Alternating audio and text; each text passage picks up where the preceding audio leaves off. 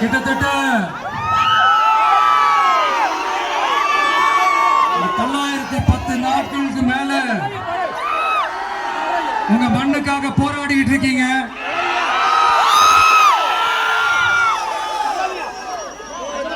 உங்க போராட்டத்தை பத்தி ராகுல் ஒரு பையன், சின்ன பையன் பேசுனது நான் கேட்டேன். அந்த குழந்தையோட பேச்சு மனசு ஏதோ செஞ்சிருச்சு. உடனே உங்க எல்லாரையும் பார்க்கணும்னு தோணுச்சு, உங்க எல்லாரையும் கூட பேசி ஆகணும்னு தோணுச்சு. உங்க எல்லாரும் கூட நான் நிற்பேன், நீ தொடர்ந்து நிற்பேன் சொல்லுங்க.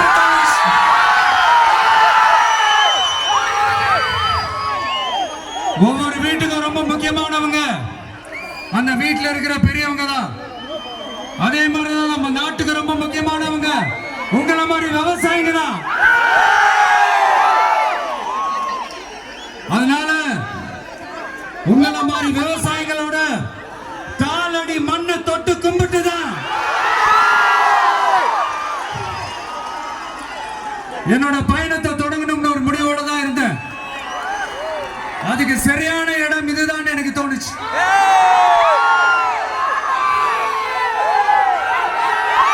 என்ன உங்க வீட்டுல இருக்கிற ஒரு மகனா என்னோட கள அரசியல் பயணம் உங்களோட ஆசீர்வாதத்தோட இங்கிருந்து தான் தொடங்குது. சரி, அது விடுவோம்.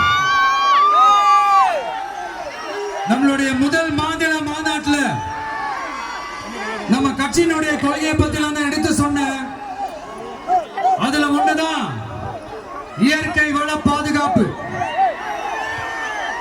சூழலியல் மற்றும் காலநிலை நெருக்கடியை எதிர்கொள்ளக்கூடிய இயற்கைக்கு ஊறு விளைவிக்காத பகுதிசார் மாநில வளர்ச்சி பரவலாக்கம்.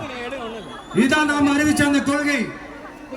இதான் நான் இங்க சொல்றதுக்கு காரணம் ஓட்டு அரசியலுக்காக இல்ல.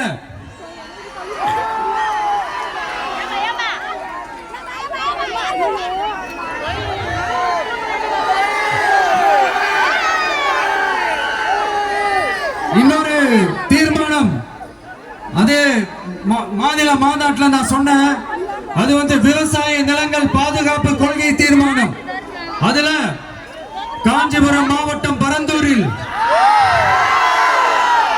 1000க்கும் மேற்பட்ட ஏக்கர் பரப்பளவில் 13 நீர்நிலைகளை அழிச்சு சென்னையை நிரந்தரமாக வெள்ளக்காடாக்கும் இத்திட்டத்தை ஒன்றிய மாநில அரசுகள் கைவிட வேண்டும் வலியுறுத்தின. அது மட்டும் இல்லாம இந்த மண்ணுக்காகவும் மக்களுக்காகவும் நம்ம விவசாயிகள் பாதிக்கிற இந்த திட்டத்துக்கு எதிராக சட்ட போராட்டம் நடத்தவும் தயங்க மாட்டோம்னு சொல்லியிருந்தோம். அதே இங்க உங்க முன்னாடி ரொம்ப ஸ்ட்ராங்கா வலியுறுத்துறேன். இந்த பிரச்சனையில நான் உங்களோட உறுதியா நிற்பேன். இன்னொரு முக்கியமான விஷயம், நம்மள ஆண்டுகிட்டு இருக்கிற ஒன்றிய அரசுக்கும் மாநில அரசுக்கும் நான் சொல்லணும்னு நினைக்கிறேன். நான் இங்க வளர்ச்சிக்கு எதிரானவெல்லாம் கிடையாது. ஏற்பட்ட வரக்கூடாதுன்னு நான் சொல்லல, இந்த இடத்துல வரக்கூடாதுன்னு நான் சொல்றேன். இதை நான் சொல்லலன்னு வைங்களேன், இவன் வளர்ச்சிக்கு எதிரானவன் அப்படி இப்படின்னு சொல்லி ஒரு கதையை கட்டி ஆரம்பிச்சிருவாங்க. சரி, நமக்கு அதை பத்தி எல்லாம் கவலை இல்லைன்னு வைங்க.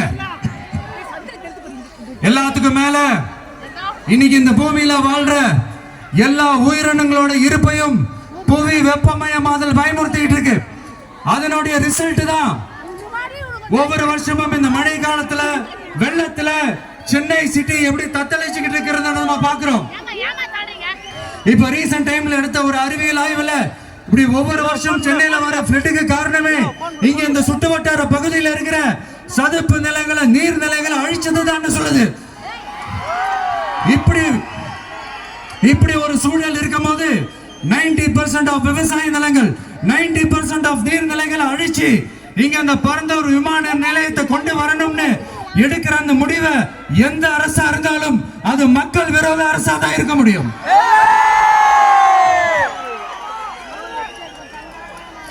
இப்ப சமீபத்துல நம்ம அரிட்டாப்பட்டி பகுதியில அந்த டங்ஸ்டன் சுரங்கம் அமைக்கிறதை எதிர்த்து தமிழ்நாடு அரசு ஒரு தீர்மானம் ஒன்று கொண்டு வந்தாங்க.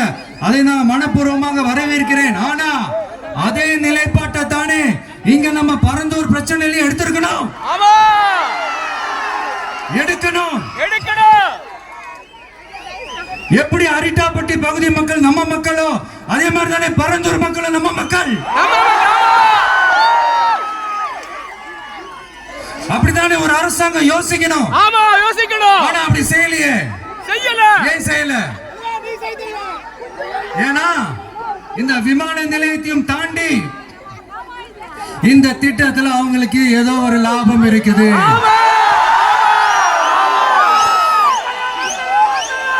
அத நம்ம மக்கள் தெளிவா புரிஞ்சு வச்சிருக்கிறாங்க. நம்மளுடைய ஆட்சியாளர்களுக்கு ஒரு சில கேள்விகள். நீங்க எதிர்கட்சியா இருக்கும் போது 8 வழிச்சாலையை எதிர்த்தீங்க, அந்த காட்டுப்பள்ளி துறைமுகத்தை எடுத்தீங்க. அதே தானே இங்கேயும் அதே நிலைப்பாடு தானே இங்கேயும் எடுக்கணும். அது எப்படி நீங்க எதிர்கட்சியா இருக்கும் போது விவசாயிகளுக்கு ஆதரவு, ஆளுங்கட்சியா இருக்கும் போது விவசாயிகளுக்கு எதிர்ப்பா? எனக்கு புரியலையே.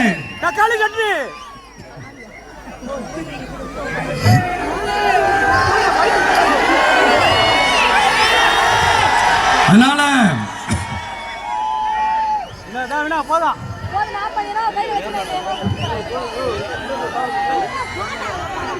இனிமேலும் சொல்றேன், உங்க நாடகத்தெல்லாம் பார்த்துக்கிட்டு மக்கள் சும்மா இருக்க மாட்டாங்க.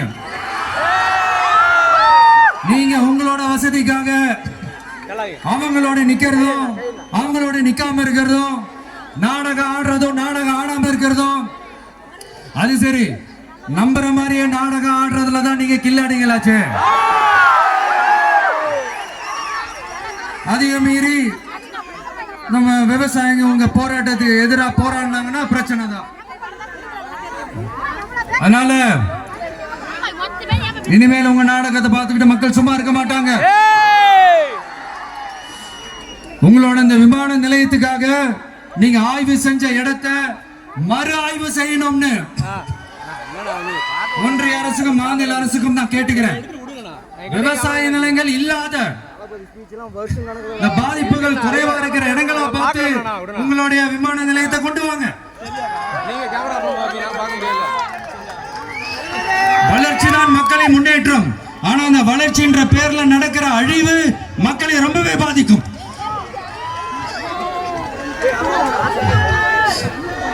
நீங்க எல்லாரும் உங்களுடைய ஊர் கிராம தேவதைகளான கொல்லமெட்டால் அம்மன் மேலையும் எல்லை அம்மன் மேலையும் ரொம்பவே நம்பிக்கை வச்சிருக்கீங்கன்றது எனக்கு தெரிஞ்சது. அந்த நம்பிக்கையை இழந்துடாதீங்க. உங்களுக்காகவும் உங்க ஊருக்காகவும் இனி உங்க வீட்டு பிள்ளையான நாடும் தமிழக வெற்றி கழகத்தோட தோழர்களும் சட்டத்துக்கு உட்பட்ட எல்லா வழிகளிலும் உங்களோட உறுதி அனுப்பேன். உங்களோட ஊருக்குள்ள ஏகனாபுரம் ஊருக்குள்ள வந்து அந்த திடல்ல தான் உங்க எல்லாரையும் மீட் பண்ணணும்னு நினைச்சேன். ஆனா எனக்கு பெர்மிஷன் கிடைக்கல. இங்கதான் பெர்மிஷன் கொடுத்தாங்க. நான் ஏன் ஊருக்குள்ள வரணும்னு தடைன்னு எனக்கு தெரியல. இப்படிதான் கொஞ்ச நாளைக்கு முன்னாடி நம்ம புள்ளிங்க ஒரு நோட்டீஸ் கொடுத்ததுக்கு தடை விதிச்சாங்க. ஒரு துண்டு சீட்டு நம்ம புள்ளிங்க கொடுத்ததுக்கு. அது ஏன்னு எனக்கு புரியல. அதனால கான்பிடென்டா இருங்க, நல்லதே நடக்கும், வெற்றி நிச்சயம். மீண்டும் சந்திக்கும் வரை நன்றி, வணக்கம்.